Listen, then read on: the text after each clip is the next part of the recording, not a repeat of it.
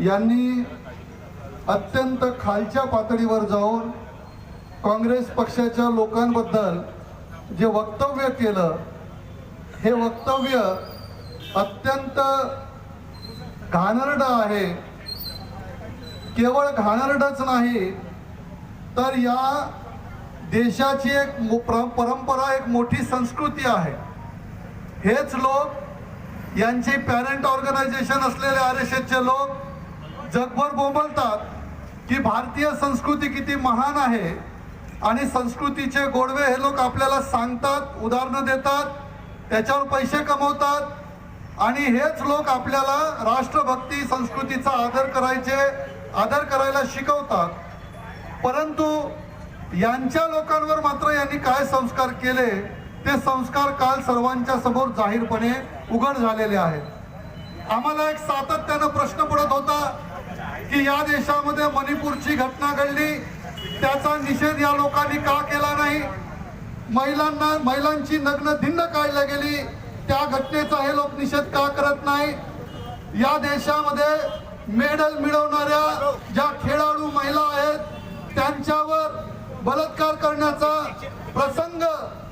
प्रयत्न भाजपच्या एका खासदारांनी केला, त्याचा निषेध हे लोक का करत नाही? राष्ट्रपती असलेल्या एका महिला राष्ट्रपती द्रौपदीताई मुर्मू ह्या देशाच्या सर्वोच्च स्थानावर आहे, त्यांना उभा ठेवून या देशाचे प्रधानमंत्री स्वतः बसून राहतात, त्या महिलेचा अपमान झाला, याच्यावर भाजपवाले का बोलत नाही? असे असंख्य प्रश्न आमच्या मनात होते. काल त्या सर्व प्रश्नांचं उत्तर मोरव्याच्या सभेत मिळालेलं आहे. महिलांकडे बघण्याचा भाजपचा दृष्टिकोन उघड झालेला आहे. अरे भाजपच्या लोकांना, आपल्याला, तुम्हाला जर एवढं कळत नसेल की बहीण भावाचं जे पवित्र नातं आहे त्या नात्याला तुम्ही या राजकारणामध्ये ओढता, पवित्र नातं तर लक्षात ठेवायला पाहिजे.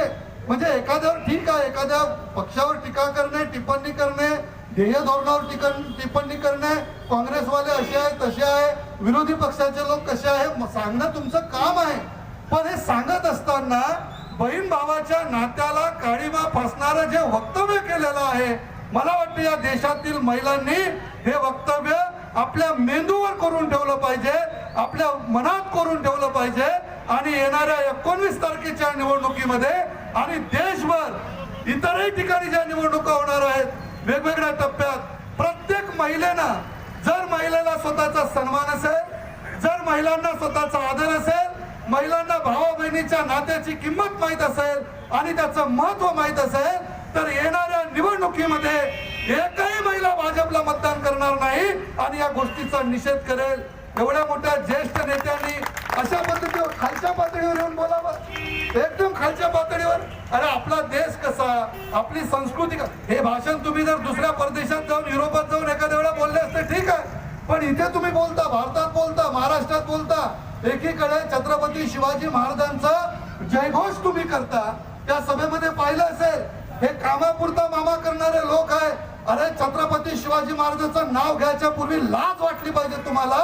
ज्या छत्रपती शिवाजी महाराजांनी शत्रूच्या स्त्रीला देखील माय म्हणून सन्मान दिला, ज्या छत्रपती शिवाजी महाराजांनी स्त्रियांकडे परनजरेनं पाहणाऱ्या स्वतःच्या मेहुणाला दंड दिला, ज्या छत्रपती शिवाजी महाराजांनी स्त्रीवर बलात्कार करण्याचा प्रयत्न करणाऱ्या पाटलाला खूप त्याचे हात छाटण्याचं काम केलं, त्या छत्रपतींचं नाव तुम्ही घेता आणि दुसरीकडे महिलांचा अपमान करता, त्यांच्या नात्याचा अपमान करता.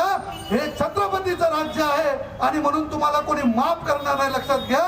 आमची विनंती आहे भारतीय जनता पार्टीच्या लोकांना, तुम्हाला जर हे नातं समजत नसेल, महिलाचा सन्मान करता येत नसेल, तर आम्ही तुम्हाला विनंती करतो, आग्रहपूर्वक विनंती करतो, किमान छत्रपती शिवाजी महाराजांचं नाव तुम्ही घेऊ नका. शिवाजी महाराजांचं नाव घेऊन जर समजा अशा प्रकारे महाराष्ट्रात होणार असेल तर भावंडांनो एक वेगळी भूमिका तुम्हाला लक्षात घ्यावी लागेल. आणि म्हणून महिलांना लक्षात घ्या, तुम्हाला 500 रुपयाचे तुमच्या अकाउंट मध्ये टाकून तुम्हाला महिला सन्मान निधी सांगितला जाते, उज्ज्वला गॅस देऊन महिलांचं आम्ही काम करतो असं सांगितलं जाते. 2014 मध्ये आणि 2019 मध्ये भाजपला सत्तेवर जर कोण आणलं असेल तर ते महिलांनी आणलेलं आहे. महिलांना वेगवेगळ्या पद्धतीनं मूर्ख बनवलं. एकीकडे तुम्ही त्यांना साड्या वाटा, एकीकडे अमुक करा तमुक करा आणि दुसरीकडे कशा पद्धतीनं महिलांचा अपमान करणारे जर भाषण कोणी देत असेल, वक्तव्य करत असेल तर महिलांनी याचा विचार करायचा आहे. केवळ काँग्रेसच्या महिलांनी नाही. आज हे काँग्रेसच्या महिलांच्या बद्दल बोलले, उद्या आणखी दुसऱ्याच्या बद्दल बोलतील. मी तर असं म्हणेल, मला तर आश्चर्य याचं वाटलं विनोद भाऊ की त्या ठिकाणी किमान अर्ध्या महिला होत्या आणि सगळ्या स्टेजवर सुद्धा महिला होत्या. भावा बहिणीच्या पवित्र नात्याला काळीमा फासणारं वक्तव्य एक उमेदवार म्हणून, एक मंत्री म्हणून ते त्यावेळी तिथे करत होते. त्यावेळी एकाही महिलेनं उभं राहून त्याचा सदा निषेध करू नये, याचा आम्हाला दुर्दैव वाटते. एवढे आम्ही गुलाम झालोय, एवढे पक्षाच्या आम्हाला आमच्या डोळ्यावर पट्ट्या चढलेल्या आहेत. अरे पक्ष, निवडणुका, राजकारण हे गेलं खड्ड्यात, पण आमचं भावा बहिणीचं नातं, आमच्या देशाची संस्कृती, आमच्या देशातल्या पवित्र नातेसंबंधाची संस्कृती हे आपल्यासाठी जास्त महत्वाचे. लक्षात घ्या, राजकारण होत राहील, कोणी निवडून येईल कोणी हारल, ती मोठी गोष्ट नाही. पण अशा पद्धतीनं, चुकीच्या पद्धतीनं जर काही गोष्टी पुढे जात असतील तर राष्ट्रीय आंतरराष्ट्रीय पातळीवर आपल्याबद्दल लोक काय बोलणार आहेत? केवळ काँग्रेसच्या लोकांबद्दल बोललं असं गृहीत धरू नका.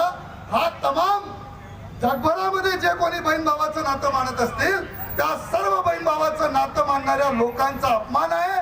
आणि म्हणून संभाजी ब्रिगेडच्या वतीनं मी कालच्या वक्तव्याचा अत्यंत तीव्र निषेध करतो आणि सर्व या देशातील स्त्री पुरुषांना, ज्या ज्या लोकांना बहीण भावाचं नातं प्रिय वाटते त्या सगळ्यांना आवाहन करतो की यांना ज्या सत्तेच्या जोरावर असे वक्तव्य करण्याची जी काही यांच्यामध्ये गुर्मी आलेली आहे ती गुर्मी येणाऱ्या लोकसभेच्या निवडणुकीमध्ये आपण उतरवली पाहिजे आणि यांना यांची जागा दाखवली पाहिजे. एवढ्याशा ठिकाणी बोलतो, पुन्हा एकदा निषेध करून थांबतो. धन्यवाद.